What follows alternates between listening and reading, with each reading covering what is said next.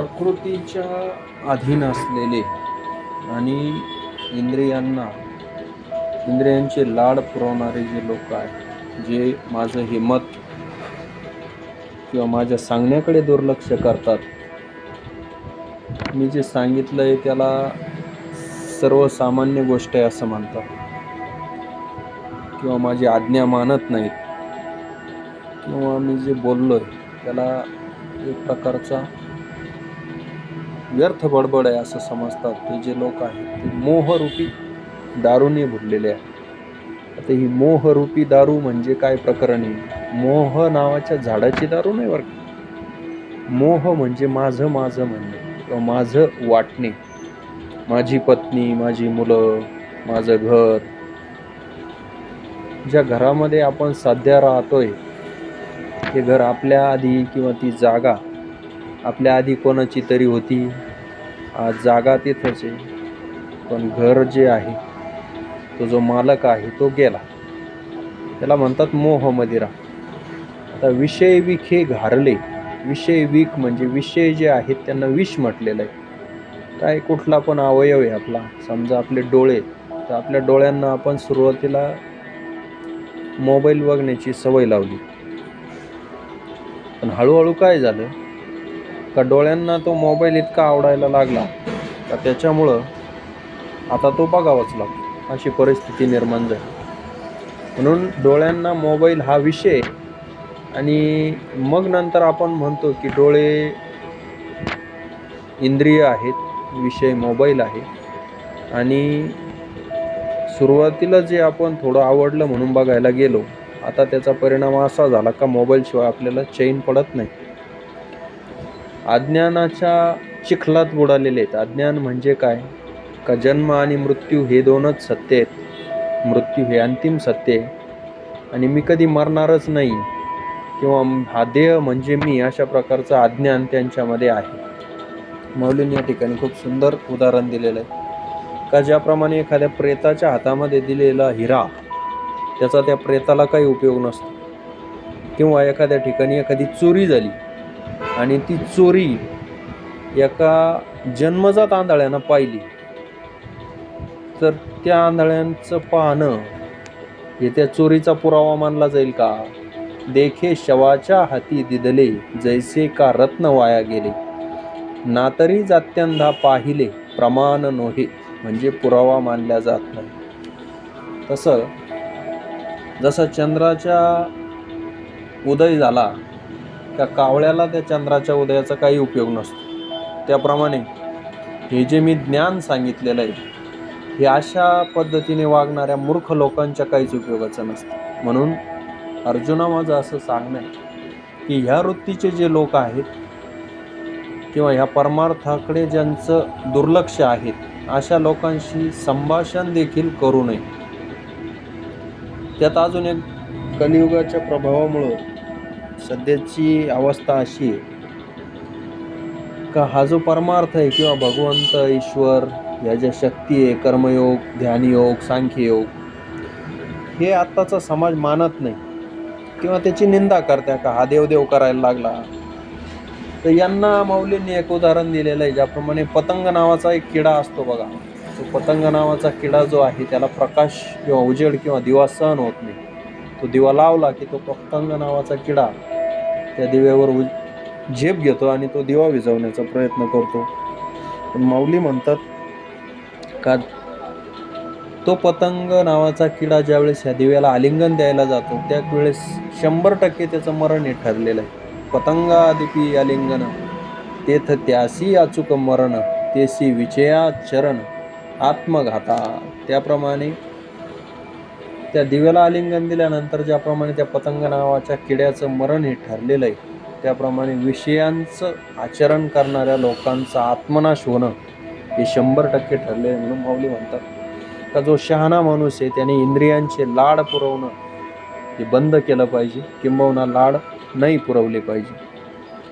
2-3 उदाहरणं देऊन माऊली समजून सांगतात. हे बघा, जसं सापाबरोबर खेळणं चांगलं नाही, दुसरं व्याघाची सोबत ही किती दिवस टिकल हे सांगता येत नाही, आणि एखाद्याने चेष्टेमध्ये किंवा ट्रायल घेतो म्हणून विष पिणं हे जसं योग्य नाही, त्या पद्धतीनं इंद्रियांची लाड करणं हे योग्य नाही. खेळता खेळता जर आग लागली तर जशी ती आग विझवणं शक्य होत नाही, त्याप्रमाणे इंद्रियांना जर काही गोष्टी आपण पुरवल्या तर त्यांचे मग लाड पुरवण्यामध्येच संपूर्ण एनर्जी खर्च होते. आता जर चांगलं बघायला गेलं तर हे शरीर नाशिवंत आहे, पराधीन आहे. पराधीन म्हणजे कसं आहे, सगळ्या गोष्टी दुसऱ्यावर डिपेंड आहे आणि शरीर गुणांच्या अधीन आहे. गुण मग कोणते त्याच्यामध्ये? काम, क्रोध, लोभ, मद, मोह, मत्सर, अहंकार. एखादा आपल्याला वाईट बोलला का लगेच या शरीराला राग येतो. एखाद्यानं आपली स्तुती केली का लगेच मनामध्ये गुदगुल्या व्हायला सुरुवात होते. एखाद्यानं आपल्या संग बोलला नाही तरी लगेच या शरीराला त्रास होतो. एखाद्यानं शिव्या दिल्या तर रडू येतं. अशा पद्धतीचा हा जो शरीर आहे हे बाहेर उपलब्ध असलेल्या गुणांवर अवलंबून आहे किंवा त्यांच्या तावडीत सापडलेलं आहे. मग जर हे शरीर ह्या गुणांच्या तावडीत सापडलेलं असेल तर ह्या शरीरासाठी हे सगळी भोगरचना का गोळा करायची बा नेमकी? हा महत्वाचा प्रश्न निर्माण होतो. आपण भरपूर प्रयत्न करतो, रात्रंदिवस एक करतो, संपूर्ण समृद्धी जमा करतो, पण एक गोष्ट जर ध्यानात घेतली का या शरीराचा जन्म होणार आहे किंवा उदो असतो या देहाते प्रतिपाळावे का? जर एखादी गोष्ट जन्माला येणार, परत मरण पावणार, परत जन्माला येणार, परत मरण पावणार, अशा पद्धतीनं हा शरीर आहे हे आता या मनुष्य देहामध्ये पुढं कुत्रा होऊ शकतं, बैल होऊ शकतं, याचं काही सांगता येत नाही. तर मग याच्यासाठी एवढी संपत्ती सर्वस्व शिनवणी येथे अर्जवावी संपत्ती जाते, तेने स्वधर्म सांडून देहाती पोखावे काही. माऊलींचं म्हणणं असं आहे का या शरीराचे लाड पुरवण्याकरता आपण रात्रंदिवस कष्ट करतो, संपत्ती जमा करतो, पण स्वधर्माचा त्याग करतो. आता स्वधर्म म्हणजे काय? का एखाद्या तहानलेल्याला पाणी देणं, भुकेलेल्याला अन्न देणं, गुरुजनांची सेवा करणं, समाजासाठी काहीतरी करणं, झाडं लावणं, दुसऱ्याचं हित करीत असताना त्याच्यात आपला काही स्वार्थ नसणं, ह्या काही गोष्टी ज्या स्वधर्मामध्ये येतात हे आजकाल कुठंच दिसत नाही, कारण प्रत्येकजण संपत्ती गोळा करण्याच्या नादी. पण एक गोष्ट माणसानं ध्यानात घ्यायला पाहिजे की हे 5 तत्वांचं शरीर आहे, त्याच्यामधले पृथ्वी, जल, अग्नी, वायू आणि आकाश. आणि एक दिवस हे शरीर या 5 तत्वांमध्ये विलीन होणार आहे. हे तर त्रिकालबाधित सत्य.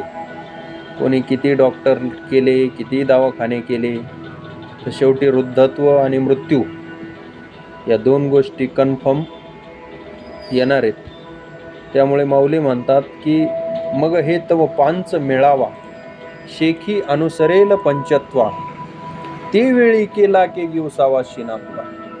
आयुष्यभर जे घर बांधण्यासाठी, बंगला घेण्यासाठी, मुलांचं शिक्षण करण्यासाठी जो भ्रष्टाचार केला, ज्या लबाड्या केल्या, चोऱ्या केल्या, समाजाला जो त्रास दिला किंवा काही गुन्हे केले असतील, एवढा जो शिनभाग केला, तो ज्यावेळेस मृत्यू येणार आहे त्यावेळेस तो शिनभाग कुठं शोधायचा?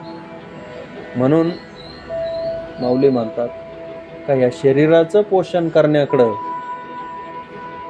एवढं चित्त देणं काही गरजेचं नाही, किंवा अर्जुना या शरीराच्या पोषणाकडं तू एवढं लक्ष देऊ नये, कारण या शरीराचं पालन पोषण करणं म्हणजे एखादा ऑलरेडीच उघडा आहे आणि त्याला आणखी नागवं करण्यासारखं आहे. राम कृष्ण हरी.